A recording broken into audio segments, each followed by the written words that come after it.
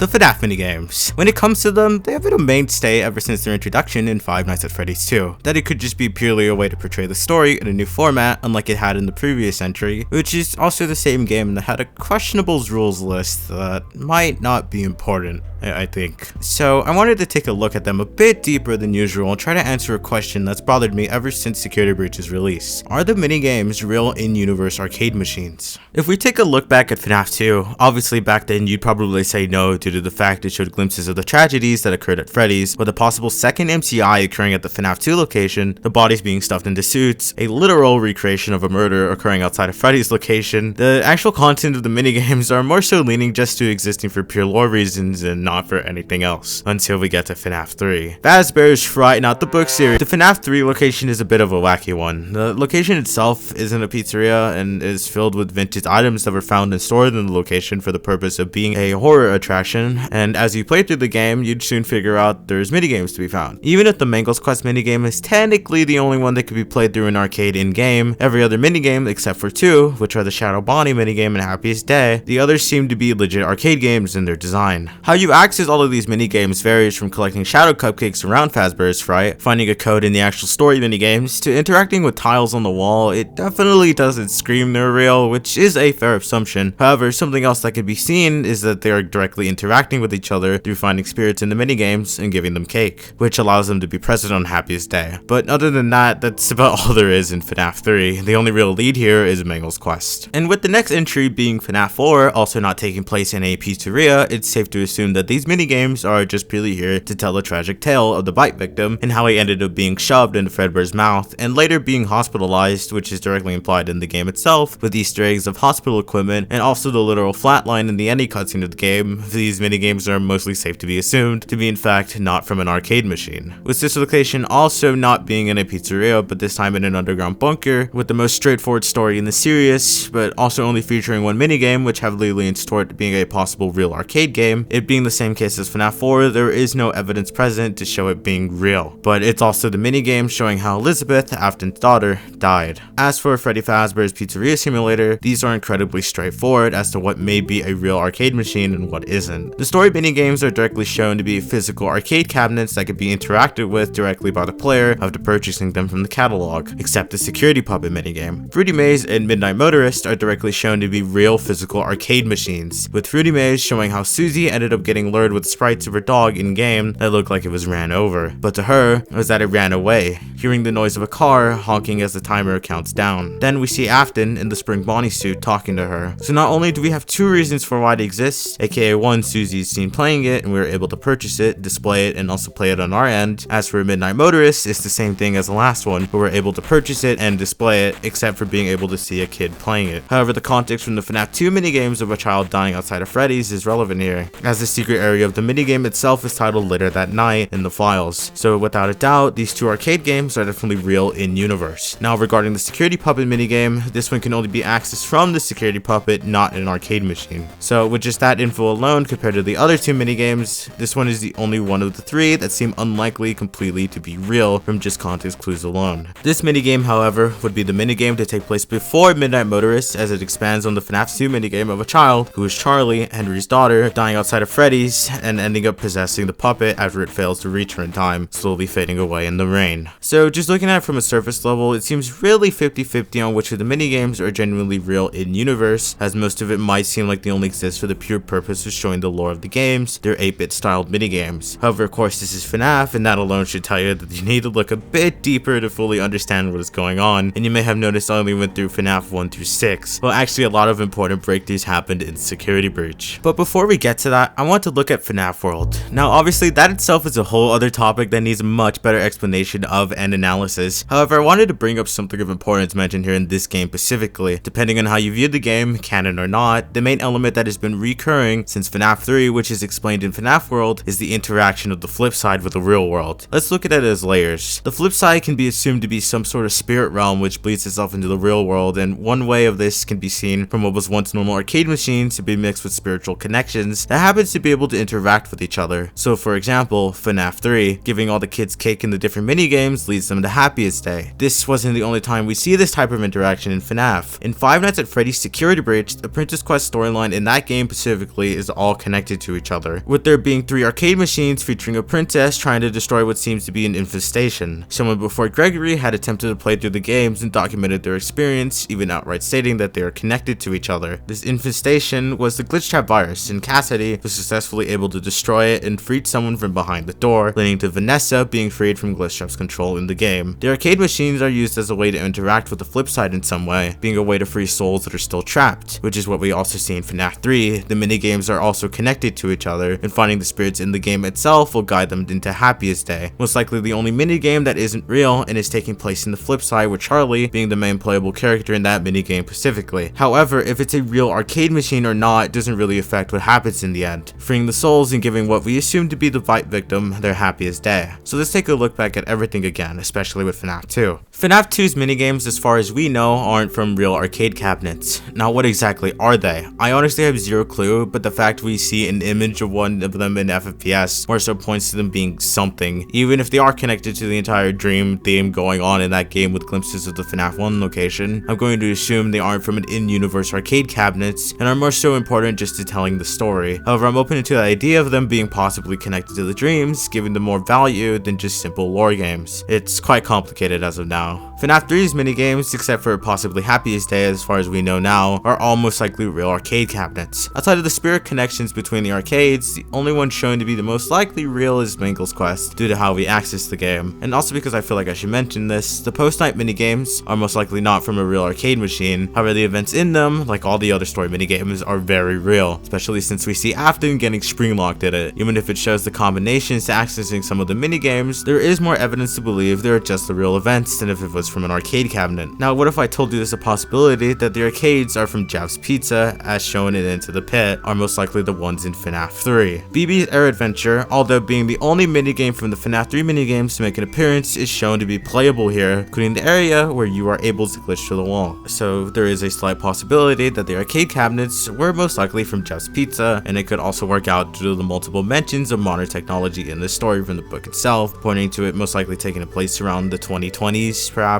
just a couple years before the events of FNAF 3. FNAF 4's minigames are on a similar boat with FNAF 2, however I'm more certain over the fact that they're just story minigames than arcade games due to the contents of it. It follows the bite victim leading up to the party where he'd meet his demise to Fredbear, including the ending minigame where it shows the final moments before he flatlines in the hospital. So yeah, I'm pretty confident that these definitely are not from an arcade machine, including the minigame assisted location. As I explained earlier, there is no evidence either of it being real, and it's also used as a way to show another death in the Afton family, like in FNAF 4. FFPS's minigames are all real in-universe arcade cabinets, except for Security Puppet's minigame, just purely based on the fact you can interact with it directly inside the game itself. But not only that, in Fruity Maze we can see Susie playing it, so this arcade cabinet has been around for decades. The Security Puppet is a real physical thing in FFPS, however the minigame itself is most likely just a lore minigame and not from an actual arcade cabinet. Now for the final game, Security Breach. There's without a doubt as well that all the important lore minigames are in fact real in-universe, Princess Quest having its own storyline with someone else documenting their attempts at beating these games and documenting its connections to each other. Both not only play to FNAF 3's benefit with its arcade cabinets being connected, but also build upon what is said in FNAF World, where it says in the beginning of the game, "Everything that happens out there has an effect here. Do you understand?"